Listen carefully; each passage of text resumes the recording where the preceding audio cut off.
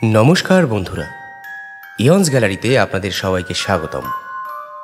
আমাদের আজকের নিবেদন বিশিষ্ট লেখক আশিস চক্রবর্তীর কলমে হাড় হিম করা গ্রাম বাংলার ভূতের গল্প ভরা পুকুরের কনে। আজকের গল্প পাঠ করেছি আমি নীলাঞ্জন। অন্যান্য চরিত্রে নিগম, দীপ্তিমান, সৌরভ, পূজা ও নীলাঞ্জন। আবহ সঙ্গীত সৌরভ, প্রচ্ছদালঙ্করণে ক্রিয়েটোম্যানিয়া, শব্দগ্রহণ এবং সমগ্র পরিচালনা নীলাঞ্জন। চলুন তাহলে শুনে নেওয়া যাক আমাদের আজকের হাড় হিম করা ভূতের গল্প আশিস চক্রবর্তীর কলমে ভরা পুকুরের কনে।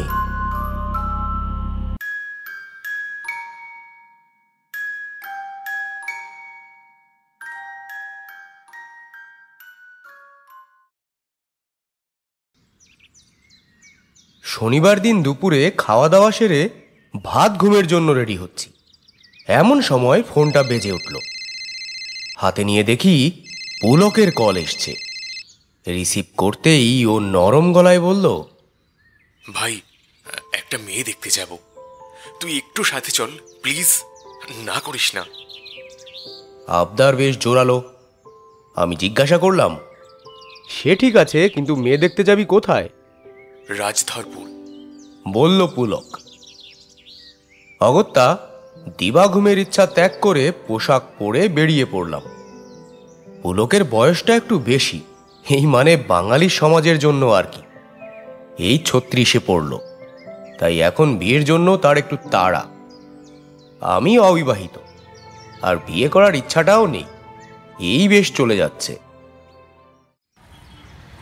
রাস্তায় বেরিয়ে পুলকের কাছ থেকে জানতে পারলাম ওর নিযুক্ত পুরনো ঘটক আনন্দ এই খোঁজটা দিয়েছে।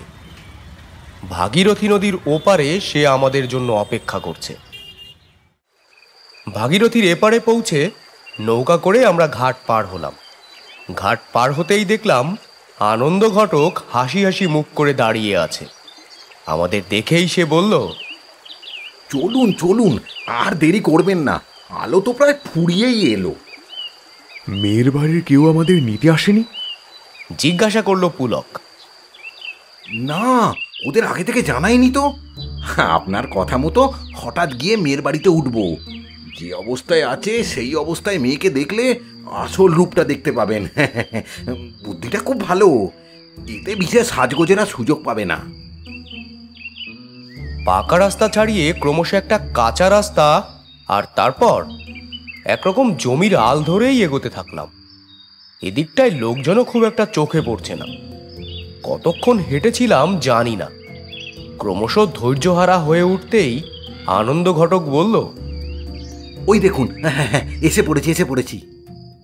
এরই মধ্যে সন্ধ্যা নেমে এসেছে। আমি আর পুলক দিনের কমে আসা আলোতে দেখলাম এক রাশি গাছগাছালির ফাঁকে একটা বাড়ি। কাছে এগিয়ে যেতেই দেখি বেশ পুরনো, তবে পাকা বাড়ি। খানিকটা তফাতে একটা ভরা পুকুর। ঘরের পেছনটায় বাঁশঝাড় কালো মেঘের মতো ছেয়ে আছে। চারিপাশে আর কোনো বাড়ি ঘর নেই। দুজনে একটু দূরে দাঁড়িয়ে রইলাম।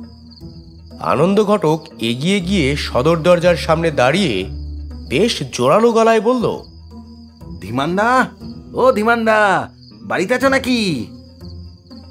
অনেকক্ষণ কোনো সাড়া শব্দ নেই।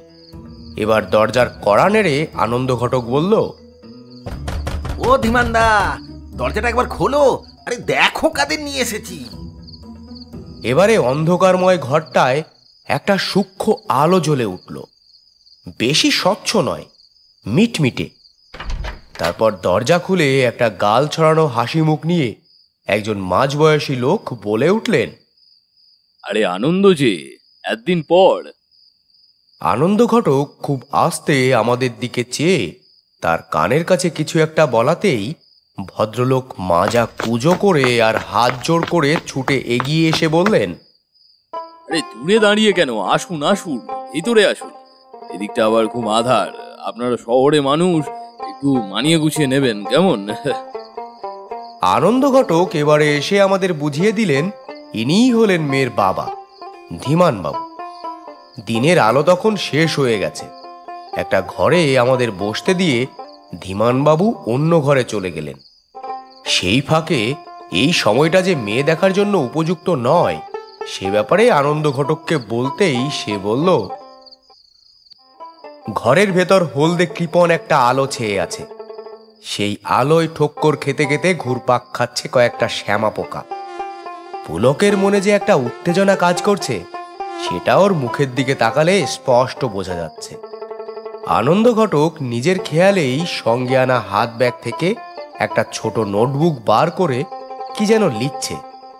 চারিদিক বেশ থমথমে। খানিক বাদেই বাড়ির সদর দরজাটা শব্দ করে খুলল। জানালার ফাঁক দিয়ে বুঝে আসা আলোতে দেখলাম ধীমানবাবু হেঁটে গেলেন পুকুর পাড়ের কাছে। তারপর খুব ধীরে ধীরে নেমে গেলেন একদম জলের কাছে। পরক্ষণেই জলের দিকে তাকিয়ে কাকে যেন ডাকলেন, শেফালি, মা শেফালি, একবার আয় তো মা। এইভাবে বার কতক ডাকার পর পরিবেশটা একটু বদল হলো। একটা ঝোড়ো হাওয়া ঘরের পেছনের বাঁশ গাছগুলোকে কুজো করে দিয়ে যেন ছুটে চলে গেল। একটা প্যাঁচা চেঁচিয়ে উঠল গাছের ফোকর থেকে। পুলক বলল, এই রে, ঝড় আসছে মনে হয়। আমি তখনও চেয়ে আছি জানালার বাইরেটায়। হাওয়ার বেগ আর নেই। হঠাৎ শুনলাম জলের মধ্যে ছলছলাৎ শব্দ। পুকুরের জলে যেন ঘূর্ণিপাক ধরেছে। ধীরে ধীরে শব্দটা বেড়ে গিয়ে কাছে এগিয়ে আসতে লাগলো। আবছা আলোতেই দেখতে পেলাম ধীমানবাবুর সঙ্গে পুকুর পাড় থেকে উঠে এলো আর একজন স্বাস্থ্যবতী, বেশ স্থূলকায় এক মেয়ে মানুষ। থপ থপ করে ভারী পা ফেলে খুব ধীরে ঘরের মধ্যে প্রবেশ করলো সে। দৃশ্যটা নিয়ে যখন ভাবছি তার মধ্যেই ধীমানবাবু আর একবার আমাদের ঘরে এলেন। তারপর হাসি মুখ করে বললেন, শাড়িটা জড়িয়ে এই মেয়ে এক্ষুনি এসে পড়বে, আর আপনাদের সময় নষ্ট হবে না। কথা শেষ হতেই দেখি মাথা নিচু করে সেই স্থূলকায় মেয়েটি স্লথ গতিতে হাজির। সামনে রাখা একটা কাঠের চেয়ারে বসতেই দেখলাম হালকা একটা জলের রেখা মেয়েটির শরীর থেকে চুইয়ে মেঝেতে গড়িয়ে চলেছে। এই মেয়েটি কি তাহলে ভর সন্ধেবেলা পুকুরে সাঁতার কাটছিল? অবশ্য বিকেলের দিকে গা ধোয়ার বাতিক অনেকেরই থাকে, সেই রকমই কি? মেয়েটির হাবভাব আমার অনেকটাই অন্যরকম ঠেকছে। এ সমস্ত কিছু মনের ভেতরে আউড়ে চলেছি, হঠাৎ ভাবনা কেটে গেল পুলকের একটা কনুইয়ের গুতোয়। ওর দিকে তাকাতেই দেখি ওর সম্মতিসূচক মাথা নাড়ছে। ধীমানবাবু দরজার কোণে দাঁড়িয়ে।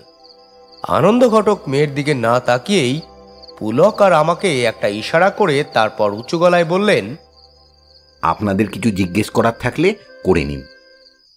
মেয়েটির শরীরের যে অংশটুকু দেখা যাচ্ছে তা অস্বাভাবিক রকমের সাদা। এতটাই সাদা যে তাকে ফ্যাকাশে বলা চলে।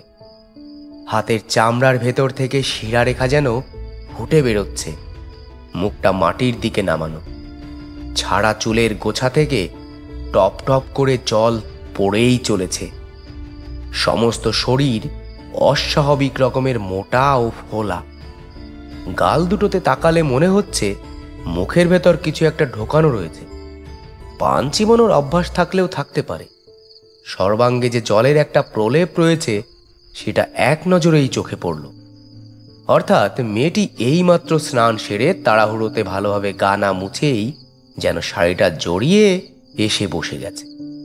এই ব্যাপারে দোষটা আমাদের, কারণ আমরা মেয়ে দেখার জন্য তাড়া দিয়েছি ধীমানবাবুকে। পুলকের তাকে পছন্দ হয়েছে। তোমার নাম কি? সলজ্জে জানতে চাইল পুলক। মেয়েটি ঘাড় মাথা কিছুই তুলল না, এমনকি উত্তরটাও দিল না। ধীমানবাবু খানিক হেসে বললেন, ও বড়ই লাজুক। তারপর মেয়ের দিকে চেয়ে বললেন, লজ্জা কি মা, তোমার নাম বলে দাও। প্রায় সকলের নজরই ওর দিকে। ধীরে ধীরে মেয়েটি মুখ তুলে বলে উঠল, শেফালি। আর সাথে সাথেই নাক মুখ দিয়ে গবগবিয়ে জল ছলকে ছলকে পড়ে গোটা ঘর তোর ভরে গেল। আনন্দ ঘটককে দেখি উঠে দাঁড়িয়ে পড়েছে। পুলকের চোখ মুখ সব বিশ্রী রকমের কুঁচকে গেছে। আমি বনে গিয়েছি, এটা কি ঘটল সেটা সবারই অজানা। এ কাকে দেখাতে নিয়ে এসেছে ঘটক? মানুষের শরীরে জল জমে গিয়ে অসুখ করেছে এমনটা হামেশাই শোনা যায়, কিন্তু এর শরীর থেকে জল ঝরে পড়ছে এরকম বিরল রোগ তো আগে কখনো দেখিনি। পুলক বিস্ফারিত চোখ নিয়ে আমাকে কেবলই উঠে পড়বার ইশারা দিচ্ছে। আমরা দুজনেই অপ্রস্তুত হয়ে উঠে পড়তেই মেয়েটি টান হয়ে দাঁড়িয়ে পড়ল, ঘাড় তবু মাটির দিকে নোয়ানো। তারপর মুখ তুলে বলল, চলে যাচ্ছে? আবার গবগবিয়ে চল। তার সঙ্গে ওর চোখের দিকে তাকাতেই দেখি ক্রমশ ঝুলে বেরিয়ে পড়া স্থির এক জোড়া চোখের মণি সাদা মার্বেলের মতো জলজল করছে। দাঁতের সার আকারে বেড়ে গিয়ে ওষ্ঠ অধর পেরিয়ে বাইরে প্রসারিত, আর বিকট রকমের কালো। জিভ থুতনি পেরিয়ে আস্তে আস্তে বেরিয়ে আসছে। আনন্দ ঘটক হাতের খাতাপত্র চেয়ার উল্টে ফেলে তীব্র চিৎকার করে বাড়ির দরজার দিকে ছুটে বেরিয়ে গেল। পুলক তীব্র গোঙানি ছেড়ে চৌকির একধারে জ্ঞান হারিয়ে পড়ে গেল। দরজার সামনে থেকে ধীমানবাবুও উধাও। আমার বুকের ভেতর তখন হাঁপড় চলছে আর ঘন ঘন নিঃশ্বাস পড়ছে।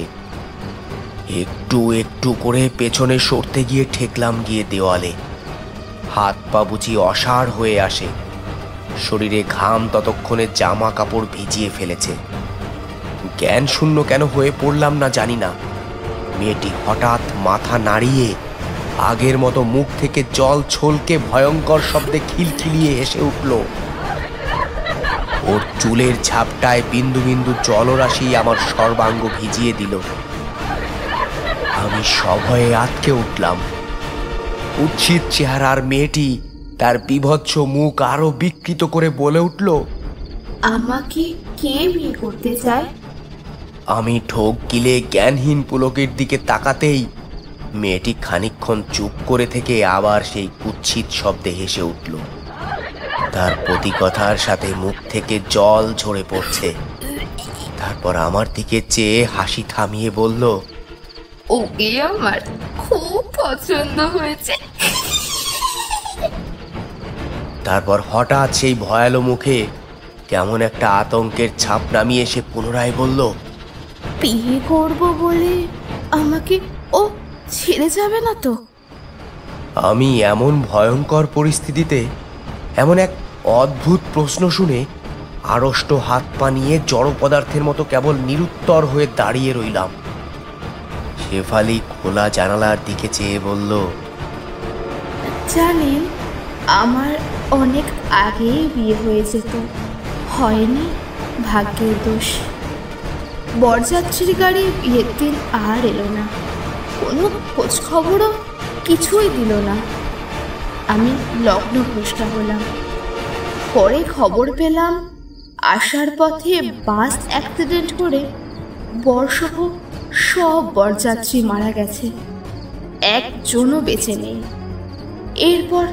এরপর কেউই আমায় বিয়ে করতে রাজি হয়নি। গ্রামের লোকজন আমায় ডাইনি বলে ডাকত। আমিই নাকি ওদের খেয়েছি। পথে ঘাটে বেরোনো বন্ধ হয়ে যায় আমার। সারাদিন পুকুর পাড়ে বসে থাকতাম আর কাঁদতাম। ওই পুকুরের জল আমার চোখের জলের সাথে মিশে গিয়েছিল একদিন। এতটা কথা বলে শেফালি চোখ বুঝল।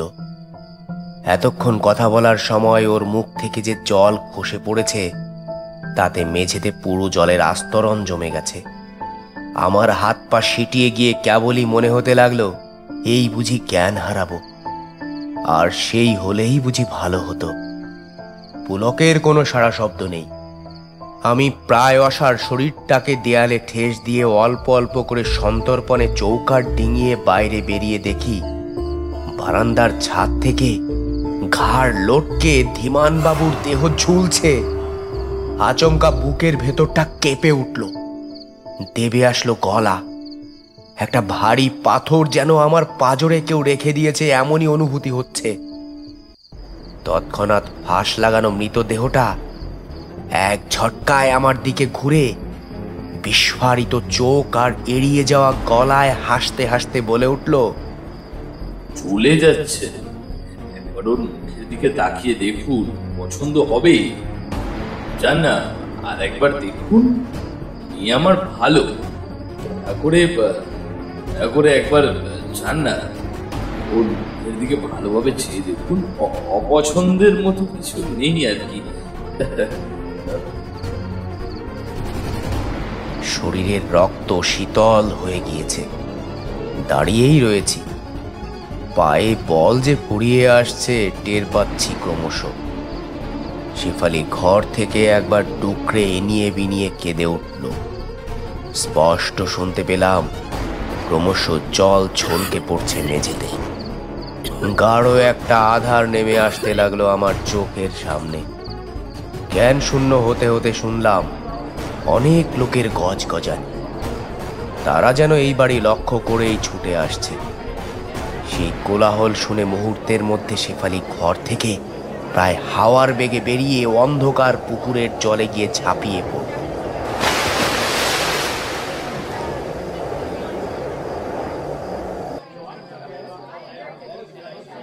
আমার চোখ যখন খুলল, দেখলাম গ্রামের মন্দিরের মেঝেতে শুয়ে রয়েছি। চারিদিকে লোকজনে গমগম করছে। পুলকের জ্ঞান এখনো ফেরেনি। চরম মুহূর্তে আনন্দ ঘটক পালিয়ে গিয়ে এদের ডেকে এনেছে। এখন সে দেওয়ালে হেলান দিয়ে মাথা নিচু করে বসে রয়েছে দেখলাম। একজন মাঝবয়স্ক লোক মুখের সামনে এসে দাঁড়িয়ে বললেন, ওই পোড়ো বাড়িতে রাতের অন্ধকারে কি মরতে গেছিলেন মশাই? মেয়ে দেখতে। খুব কষ্টে উত্তর দিলাম আমি। লোকটা আশ্চর্য হয়ে বলল, মেয়ে দেখতে? ওই নির্জন পরিত্যক্ত বাড়িতে? ওখানে তো কেউ থাকে না। সত্যি করে বলো তো, ওখানে কি কিছু দেখেছিলে? আমি কোনো ক্রমে সমস্ত ঘটনা বলতেই গ্রামশুদ্ধ লোক সর্বনাশ বলে চেঁচিয়ে উঠল। এবার লোকটি বললেন, এককালে ওই বাড়িতে ধীমান ও তার মেয়ে শেফালি থাকতো। হতভাগী মেয়েটার কপাল এতটাই খারাপ যে বিয়ের রাতেই ওর বর আর বাকি বরযাত্রীরা গাড়ির অ্যাক্সিডেন্ট করে মারা যায়। ছেলের বাড়ির কেউই প্রাণে বাঁচেনি। অবশ্য এসব খবর আমরা পাই অনেক পরে। লগ্নভ্রষ্টা হয়ে লোকের কথা সহ্য করতে না পেরে বাড়ির সামনের পুকুরে ডুবে মরে শেফালি। ওর বাপটাও এই ধাক্কাটা সহ্য করতে না পেরে সেই দিনই গলায় দড়ি দিয়ে মরেছিল। পুলকের জ্ঞান ফিরলে ও এক প্রকার চটে গিয়েই আনন্দ ঘটককে বলল, তোমার কোনো আক্কেল আছে? কোথায় আর কোন মেয়ে দেখাতে এনেছো? আনন্দ ঘটক বলল, কি করব বলুন? হ্যাঁ, আপনি পাত্রী দেখার জন্য এত জোরাজুরি করছিলেন, আর তেমন মেয়ের খোঁজও ছিল না। বাড়িতে 2 বছর আগে এই মেয়েটার ছবি আর ঠিকানা পড়েছিল। ভাবলাম আপনাকে দেখিয়ে আনি। তখন কি আর জানতাম সে মেয়ে মরে ভূত হয়ে বসে আছে। ঘটনাটার এখানেই সমাপ্তি ঘটলে অনেক স্বস্তি পেতাম, কিন্তু তা হয়নি। এরপর হাজার চেষ্টা করেও পুলকের সঙ্গে যোগাযোগ রক্ষা করতে পারিনি অনেকদিন। হঠাৎ সে কোনো রকম খোঁজ খবর না দিয়েই উধাও হয়ে গেছে। সর্বদা ফোন সুইচ অফ পেতাম। হয়তো বেচারা সেই ভয়ানক ঘটনার পর কষ্ট পেয়েছিল, তাই নিজেকে আড়াল করে ফেলেছে সকলের কাছ থেকে। আজ হঠাৎই কেমন মনটা ভীষণ খারাপ হয়ে উঠেছে ওর জন্য। কাল ওর বাড়ি একবার যাওয়া দরকার, এই ভেবে রাতে তাড়াতাড়ি শুয়ে পড়লাম। অনেক রাত্রে গভীর ঘুমটা আচমকাই কয়েকটা কুকুর আর শেয়ালের মিশ্রিত চিৎকারে ভেঙে গেল। সঙ্গে সঙ্গে গাটা ছমছম করে উঠল। সমস্ত ইন্দ্রিয় সজাগ হলে স্পষ্ট শুনলাম ছাদের দরজায় কে জানি আঘাত করছে। কান পেতে শুনলাম একবার, দুবার, বারংবার। এত রাতে ছাদের দরজায় ধাক্কার শব্দ। ভুরু কুচকে গেল। উঠে গিয়ে টর্চ হাতে সিঁড়ি বেয়ে সাবধানে উঠতে লাগলাম। চোর ডাকাত কি, কিন্তু সেসব হলে এভাবে নিশ্চয়ই ডাকবে না। এটা সেটা অনেক কিছু ভেতরে ভেবে মনকে প্রশ্ন উত্তরে বোঝাচ্ছে। তবে কে বা কারা এলো ছাদবে? ধাক্কার শব্দ ক্রমশ গাঢ় হয়ে উঠেছে। দরজার ফাঁক দিয়ে টর্চের আলো ফেলতেই শব্দটা থেমে গেল। খানিকক্ষণ দাঁড়িয়ে রইলাম। না, আর তো দরজায় শব্দ নেই। সিঁড়ি বেয়ে নিচে নামতে গিয়ে পায়ের তলায় ঠান্ডা বরফ গলা জল ঠেকল। দেখলাম সেই জল সিঁড়ি বেয়ে নিচে নেমে চলেছে ঘরের দিকে। আশ্চর্য, এ কিসের জল? কোত্থেকে আসছে? মনের কৌতূহল মেটাবার জন্য সেই জল লক্ষ্য করে আলো ফেলতে ফেলতে এগোচ্ছি। এমন সময় সদর দরজায় শুনি দুহাত দিয়ে কেউ আঘাত করছে। এ শব্দের মাত্রা পূর্বের তুলনায় ঢের বেশি। দরজা যেন উপড়ে ফেলতে চায় কেউ। বুক ঢিপ ঢিপ করছে। ইতিমধ্যে ঘন ঘন শ্বাস পড়তে শুরু করেছে আমার। ইলেকট্রিক আলোটা জ্বালতেই দেখি সব চুপ। কেবল শীতল জলের রেখা ঘুরে বেড়াচ্ছে ঘরময়। এবার আওয়াজটা আসছে বন্ধ অন্ধকার বাথরুম। একই তালে বারংবার। বাথরুমের আলো জ্বালতেই ধাক্কা বন্ধ। খুব সাবধানে বাথরুমের দরজা এক ঝটকায় খুলতেই না, কেউ তো নেই। এরপর আলো জ্বেলে বসে খানিকক্ষণ অপেক্ষা করে আর কোনো সাড়া শব্দ পেলাম না। ঘড়িতে চোখ ফেলে দেখি রাত্রি 2:30। শরীর মন একটু স্বাভাবিক হলে সমস্ত আলো নিভিয়ে পুনরায় শোবার ঘরে গিয়ে বিছানায় উঠলাম। সমস্ত ঘর থমথমে। খোলা জানালার ভেতর দিয়ে স্ট্রিট লাইটের অল্প আলো ঘরে প্রবেশ করছে। হঠাৎ সেই আবছা আলোয় দেখি আয়নার সামনে দাঁড়িয়ে একটা বৃহৎ আকারের নারী মূর্তি। দুহাতে মুখ ঢেকে এনিয়ে বিনিয়ে কাঁদছে। এ কে? এতক্ষণে টের পেলাম এর আগে যেটা শিয়াল কুকুরের ডাক ভেবেছিলাম সেটা আসলে এই মেয়েটির কান্না। কিন্তু বন্ধ ঘরে এ এলো কিভাবে? ভয়ে বিছানায় একেবারে কোনায় সরে এসে নিজেকে কুটিয়ে ফেলেছি। নিজের হৃৎপিণ্ডের আওয়াজ যেন নিজেই শুনতে পাচ্ছি। সে এখনো ওইভাবেই কেঁদে চলেছে। চোখের দৃষ্টি সূক্ষ্ম করে দেখি আয়নায় তার কোনো প্রতিবিম্ব নেই। গোছা গোছা চুল সাপের ফনার মতো লকলক করছে। ভয়াল দৃশ্যে যখন সারা শরীর বেয়ে আমার ঘাম নামছে, এমন সময় ঘরের কোনায় জমাট অন্ধকার ভেদ করে বিভৎস মুখ নিয়ে এগিয়ে এলেন ধীমান বাবু। দেখলাম ওর গলায় এক গাছি দড়ি। এসেই বিছানায় উঠে নিজের গলার দড়িটা খুলে আমার গলায় দড়ির ফাঁসটা জোর করে পরিয়ে দিতে লাগলেন। আমি চিৎকার, উত্তেজনায় আর নিজেকে মুক্ত করার প্রয়াসে হাত পা ছুটতে গিয়েও ব্যর্থ হলাম। কারণ কখন যে অন্ধকার ভেদ করে পুলক আর আনন্দ ঘটক আমার হাত পা চেপে ধরে বসে আছে টের পাইনি। পুলক আর আনন্দ ঘটকের বরফের মতন ঠান্ডা হাত দুটো আমার শরীরে যেন কেটে বসে যাচ্ছে। তারপর সেই মুখ ঢাকা মেয়েটি ধীরে ধীরে বুকের থেকে হাত সরিয়ে সামনের দিকে আসতেই দেখি এ তো শেফালি। ওর করুণ কান্না এবারে দুদিকের চোয়াল ফেড়ে উদ্ভট হাসিতে রূপান্তরিত হচ্ছে। আমার চোখ মুখের শিরা ফেটে পড়তে চাইছে ভয়ে। ধীমান, পুলক, আনন্দ ক্রমশ জ্বলন্ত চোখ নিয়ে আমার মুখের দিকে ক্রূর হাসি হেসে উঠল। তীব্র গোঙানি ছেড়ে চোখ বন্ধ অবস্থায় আমি আস্তে আস্তে নিস্তেজ হয়ে গিয়ে কোথায় যেন তলিয়ে গেলাম। চোখ খুলল। জানালার ওপার থেকে সূর্যের তীব্র আলো সর্বাঙ্গে পড়তেই ধরফড়িয়ে বিছানায় উঠে বিশ্বাসটা ধীরে ধীরে ফিরে এলো যে আমি জীবিত। কাল রাত্রের ঘটনাটা মনে পড়তেই রোম খাড়া হয়ে গেল। সে কি স্বপ্ন না বাস্তব? তার উত্তরটা পেলাম অল্প সময়ের মধ্যেই। মেঝেতে নেমে দেখি সারা ঘরময় জলের রেখা এখনো গড়িয়ে বেড়াচ্ছে। খটকা লাগায় জানালার বাইরে দৃষ্টি ফেলে দেখি জলমগ্ন হয়ে আছে রাস্তা, বাগান সব। কাল রাত্রে বৃষ্টির জল দরজা জানলার ফাঁক ফোকর দিয়ে ঘরে আসা অস্বাভাবিক ব্যাপার নয়। আর দরজায় ধাক্কা দেওয়ার শব্দগুলো তাহলে ঝোড়ো হাওয়ার? যুক্তি দিয়ে কেবলই নিজেকে সান্ত্বনা দিয়ে চলেছি, এছাড়া উপায়ও নেই। গত রাত্রে কি ঘটেছিল এখন সবটাই ধোঁয়াশা। সারাটা দিন একটা ঘোরের মধ্যে কাটল। ওদের সকলকেই এই অবস্থায় কেন দেখলাম তার কোনো উত্তর পেলাম না। মাথাটা যন্ত্রণায় ছিঁড়ে যাচ্ছে, শরীরে ক্লান্তি, প্রচণ্ড অস্বস্তি সম্পূর্ণ গ্রাস করে ফেলেছে আমার। বিশ্বাস অবিশ্বাসের দোলাচালে রয়েছি সারাক্ষণ। সময় আমার অলক্ষ্যে গড়িয়ে চলেছে।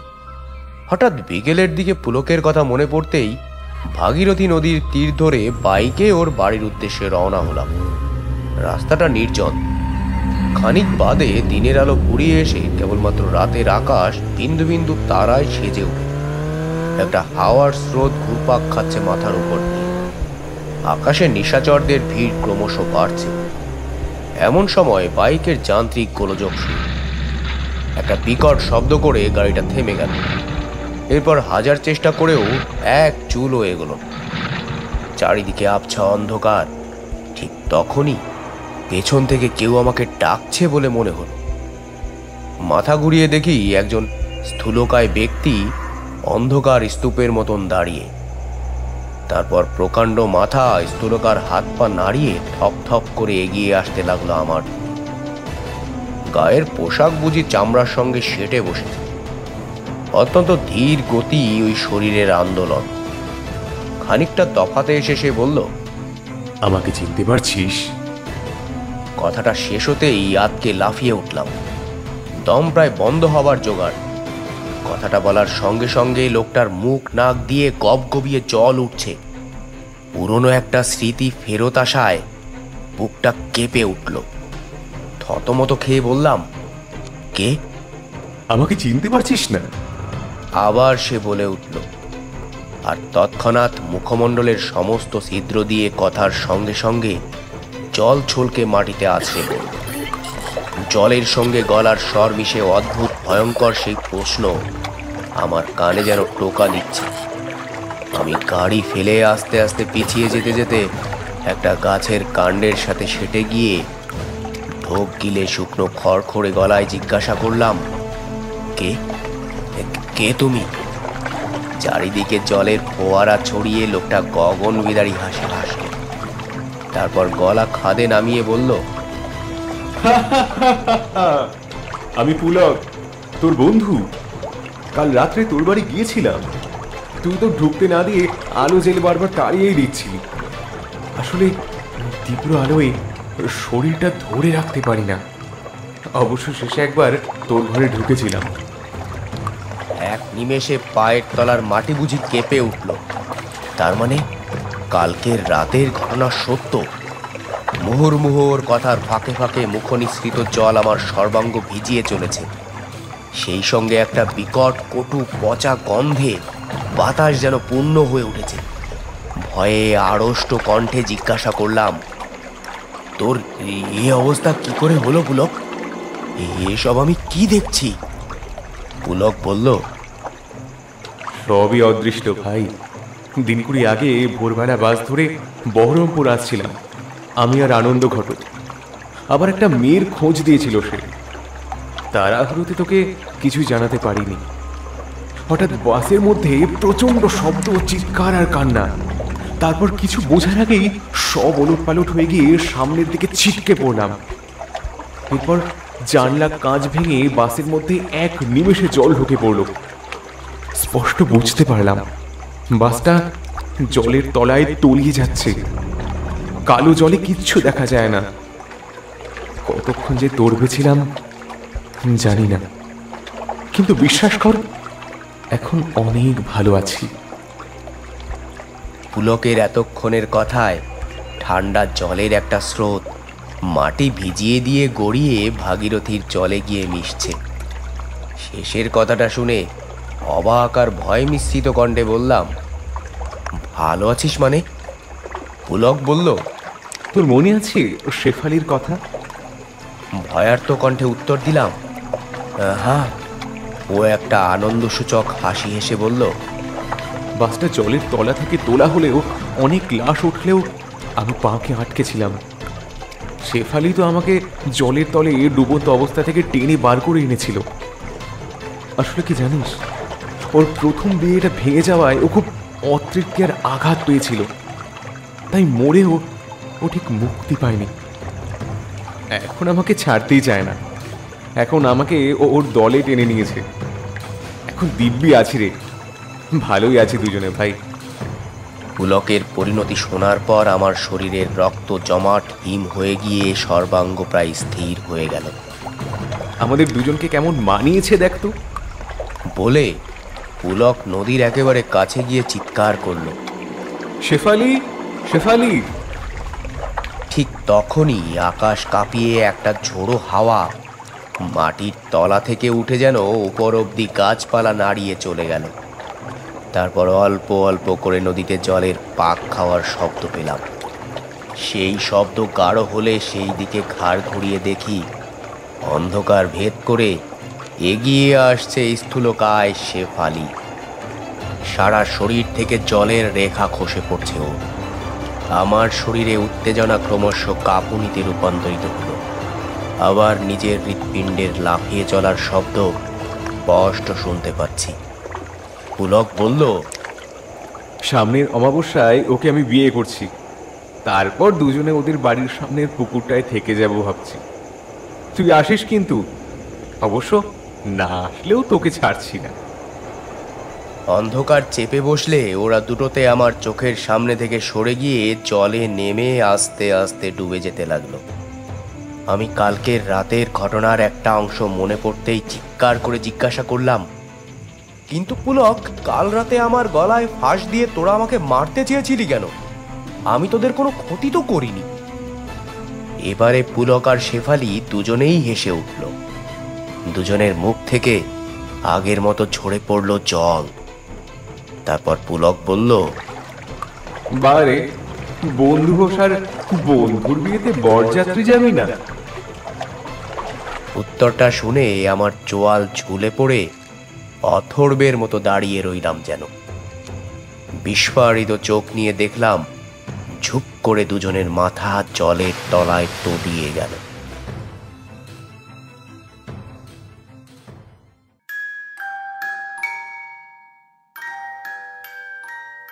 কেমন লাগলো আমাদের আজকের নিবেদন? অবশ্যই কমেন্ট করে জানাতে ভুলবেন না যেন। আর যদি ভালো লেগে থাকে তাহলে লাইক এবং শেয়ার করে দিন। আর তার পাশাপাশি আমাদের চ্যানেলে সাবস্ক্রাইব করে আমাদের পাশে থাকুন। খুব শীঘ্রই আমরা ফিরে আসব নতুন গল্প নিয়ে। সবাই সুস্থ থাকুন, আনন্দে থাকুন। ধন্যবাদ।